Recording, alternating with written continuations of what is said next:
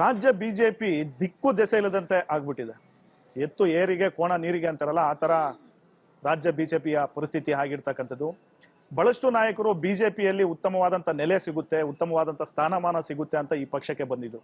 ಈಗ ಅದೇ ನಾಯಕರು ಬಿಜೆಪಿ ನಾಯಕರ ವಿರುದ್ಧ ಬಂಡೆದ್ದು ನಿಂತಿದ್ದಾರೆ. ಆ ಸಾಲಿನಲ್ಲಿ ಯಶವಂತಪುರ ಕ್ಷೇತ್ರದ ಶಾಸಕರು ಹಾಗೆ ಮಾಜಿ ಮಂತ್ರಿಗಳಾಗಿರ್ತಕ್ಕಂಥ ಎಸ್ ಟಿ ಸೋಮಶೇಖರ್ ಅವರು ಕೂಡ. ಯಾಕಂದ್ರೆ ಅವ್ರು ಇತ್ತೀಚೆಗೆ ಬಹಳಷ್ಟು ಸದ್ದು ಮಾಡ್ತಿದ್ದಾರೆ, ಜೊತೆಗೆ ಸುದ್ದಿ ಕೂಡ ಆಗ್ತಿದ್ದಾರೆ.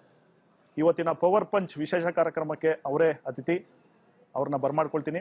ಸರ್, ಕಾರ್ಯಕ್ರಮಕ್ಕೆ ಸ್ವಾಗತ. ನಮಸ್ಕಾರ ಸರ್. ಇತ್ತೀಚೆಗೆ ಯಾಕೋ ತಾವು ತುಂಬಾ ರೆಬಲ್ ಆಗಿದ್ದೀರಾ?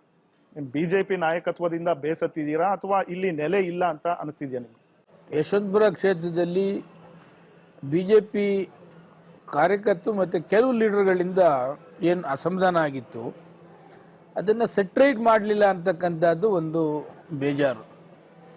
ನನ್ನ ಎಲೆಕ್ಷನ್ನಲ್ಲಿ ಸೋಲಿಸಲೇಬೇಕು ಅಂತಕ್ಕಂಥದ್ದನ್ನು ಷಡ್ಯಂತ್ರವನ್ನು ಮಾಡಿದಂಥವರು, ಆ ಷಡ್ಯಂತ್ರನ ಮಾಡಿದಂಥದ್ದು ಆಡಿಯೋ ವಿಡಿಯೋ ಹೈಕಮಾಂಡ್ಗೆ ಕೊಟ್ಟರೂ ಕೂಡ ಏನೊಂದು ಆ್ಯಕ್ಷನ್ ತೆಗೆದುಕೊಳ್ಳದೆ ನೀವು ಅಡ್ಜಸ್ಟ್ ಮಾಡ್ಕೊಂಡು ಹೋಗಬೇಕು, ನಮ್ಮ ಪಕ್ಷದಲ್ಲಿ ಇದೇ ಥರ ಇರೋದು ಅಂತಂದಂಥ ಸಂದರ್ಭದಲ್ಲಿ ನನಗೆ ಬೇಸರ ಆದದ್ದು ನಿಜ.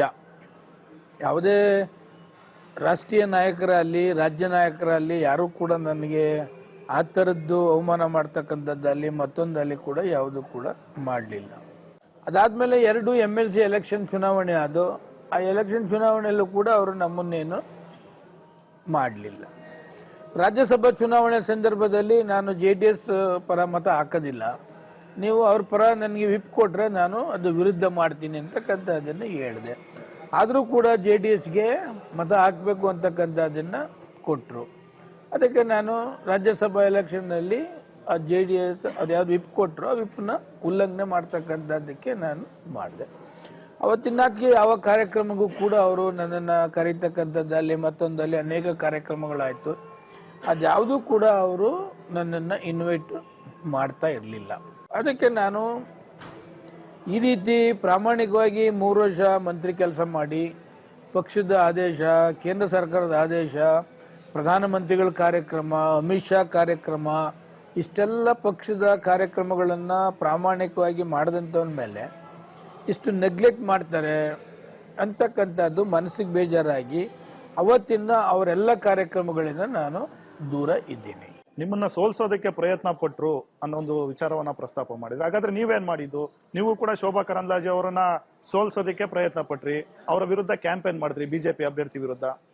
ನನ್ನ MLA ಎಲೆಕ್ಷನ್ನಲ್ಲಿ ಅವರೆಲ್ಲರೂ ಕೂಡ ನನ್ನನ್ನು ಸೋಲಿಸ್ಬೇಕು ಅಂತ ಶ್ರದ್ಧ ಪ್ರಯತ್ನ ಮಾಡಿದ್ರು. ನಾನು MP ಸೋಲಿಸ್ಬೇಕು ಅಂತಕ್ಕಂಥ ನನ್ನ ಮೈಂಡಲ್ಲಿ ಇರಲಿಲ್ಲ. ಅವ್ರು ಯಾವಾಗ ನನ್ನ ಕ್ಷೇತ್ರಕ್ಕೆ ಬಂದು ನಾನು BJP ಶಾಸಕ ಆದರೂ ನನ್ನನ್ನೇನು ಇನ್ವೈಟ್ ಮಾಡಲಿಲ್ಲ, ಕ್ಯಾಂಪೇನ್ ಕೂಗಲಿಲ್ಲ. ಅವ್ರು ಪ್ರತಿಯೊಂದು ಪಾಂಪ್ಲೆಟಲ್ಲೂ ಕೂಡ ನನ್ನ ಫೋಟೋ ಅಲ್ಲಿ ನನ್ನ ಹೆಸರಲ್ಲಿ ಇಲ್ಲ. ನನ್ನ ಕ್ಷೇತ್ರಕ್ಕೆ ಬಂದು ನನ್ನ ಏನೂ ಇಲ್ಲದೇನೆ ಹೋದ್ಮೇಲೆ ಅವ್ರ ಪರ ಹೆಂಗೆ ಮಾಡಲಿ? ನಾನು ಅವ್ರ ಪರ ಮಾಡ್ತಕ್ಕಂಥದ್ದು ಆಗಲಿಲ್ಲ. ಅವ್ರಿಗೆ ನೆಸೆಸಿಟಿ ನಂದಿಲ್ಲ ಅಂತಂದಾದ್ಮೇಲೆ ಅವ್ರ ಪರ ನಾನು ಹೆಂಗೆ ಮಾಡೋಕ್ಕಾಗ್ತದೆ? ಯಾವತ್ತೂ ನಾನಾಗಿದ್ದ ನಾನೇ ಪಕ್ಷ ವಿರೋಧಿ ಚಟುವಟಿಕೆ ಕೂಡ ನಾನು ಮಾಡಲಿಕ್ಕೆ ಹೋಗೋದಿಲ್ಲ, ಅವ್ರ ವಿರುದ್ಧನೂ ಕೂಡ ನಾನು ಮಾತನಾಡಲಿಕ್ಕೆ ಹೋಗೋದಿಲ್ಲ. ಶೋಭಾ ಕರಂದ್ಲಾಜೆ ಅವರು ನಿಮ್ಮ ಕ್ಷೇತ್ರಕ್ಕೆ ಬಂದು ನಿಮ್ಮ ತಾಕತ್ ಬಗ್ಗೆ ಪ್ರಶ್ನೆ ಮಾಡಿದ್ರು, ಅದು ನಿಮ್ಮ ಕೋಪಕ್ಕೆ ಕಾರಣವಾಯ್ತು. ಅದಕ್ಕಿಂತ ಮುಂಚೆ ಎಡಬಿಡಂಗಿ ಶಾಸಕ ಅಂತ ಅಂದರು, ಅದಕ್ಕೆ ಸುಮ್ಮನಾದೆ.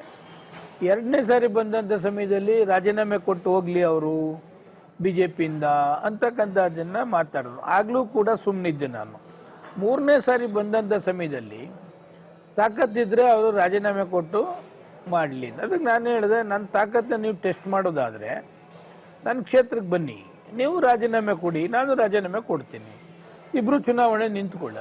ಯಾರು ತಾಕತ್ತು ಜನ ತೀರ್ಮಾನ ಮಾಡಲಿ, ನನ್ನ ತಾಕತ್ತ ನಿಮ್ಮ ತಾಕತ್ತ ತೀರ್ಮಾನ ಮಾಡಲಿ ಅಂತೇಳಿ, ನಿಮ್ಮ ಪಾಪದ ಕೂಡ ತುಂಬಿದೆ ಅಂತೇಳಿ ಅವತ್ತು ಹೇಳಿದೆ. ಅವರಾಗಿದ್ದವರು ಕೆದಗ್ದದ್ಗೆ ಇದರ ಅವ್ರ ವಿರುದ್ಧನೂ ನಾನೇನು ಮಾತಾಡ್ತಾ ಇರಲಿಲ್ಲ, ಮಾತಾಡೋ ನೆಸೆಸಿಟಿನೂ ಕೂಡ ನನಗಿಲ್ಲ. 2 ಸಾರಿ ನನ್ನ ವಿರುದ್ಧ ಮಾತಾಡಿದಾಗಲೂ ಕೂಡ ನಾನು ಅವ್ರಿಗೆ ಮಾತನಾಡಕ್ಕೆ ಹೋಗಲಿಲ್ಲ.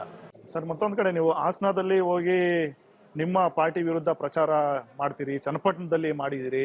ಹೀಗಾಗಿ ನಿಮಗೆ ಪಕ್ಷ ವಿರೋಧಿ ಅನ್ನೋ ಒಂದು ಹಣಪಟ್ಟಿ ಕಟ್ಟಿದ್ದಾರೆ ಈಗ ಬಿಜೆಪಿ. ನಾನು ಹಾಸನದಲ್ಲಿ ಹೋಗ್ಲಿಲ್ಲ, ಹಾಸನ ಚುನಾವಣೆಗೆ ನಾನು ಹೋಗ್ಲಿಲ್ಲ. ನಿಮ್ಮದೇ ಆದ ಕಾರ್ಯತಂತ್ರ. ಚನ್ನಪಟ್ಟಣ ನನ್ನ ಹುಟ್ಟೂರು, ನನ್ನ ನೇಟಿವ್ ಪ್ಲೇಸು ಚನ್ನಪಟ್ಟಣ. ಆಮೇಲೆ BJP ಅಭ್ಯರ್ಥಿ ಏನಿಲ್ಲ ಅಲ್ಲಿ, ಅವರು ಸ್ವಂತ JDS ಪಕ್ಷದ ಅಭ್ಯರ್ಥಿ ಹಾಕಿರೋದು. ಮುಂಚೆನೇ JDSಗೂ ನಮಗೂ ಆಗಿ ಬರೋದಿಲ್ಲ.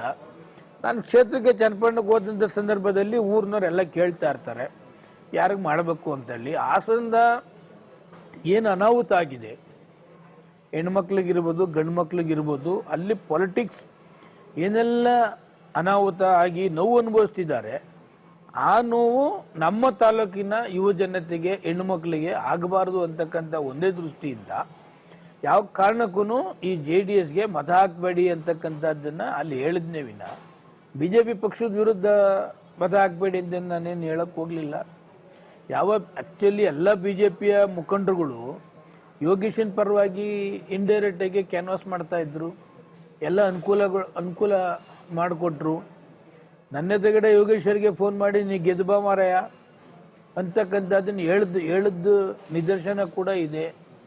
ಅವರೆಲ್ಲ ಇಂಡೈರೆಕ್ಟಾಗಿ ಮಾಡ್ತಾರೆ, ನಾನೇನಿಲ್ಲ ಡೈರೆಕ್ಟಾಗಿ ಯೋಗೇಶನ್ ಮಾಡ್ತಾ ಇದ್ದೆ. ಯೋಗೇಶನ್ಗೆ ಅನ್ಯಾಯ ಆಯಿತು BJPಲಿ, MP ಎಲೆಕ್ಷನ್ ಬರೋಕೆ ಅವ್ನು ಯೂಸ್ ಮಾಡಿಕೊಂಡ್ರು. ಈಗ ಅವನೇ MLA ಎಲೆಕ್ಷನ್ನಿಂದ ಬಂದಾಗ ಅವ್ರನ್ನ ಅವಾಯ್ಡ್ ಮಾಡಿ ಮಗನ ಕೊಡ್ತಾರೆ.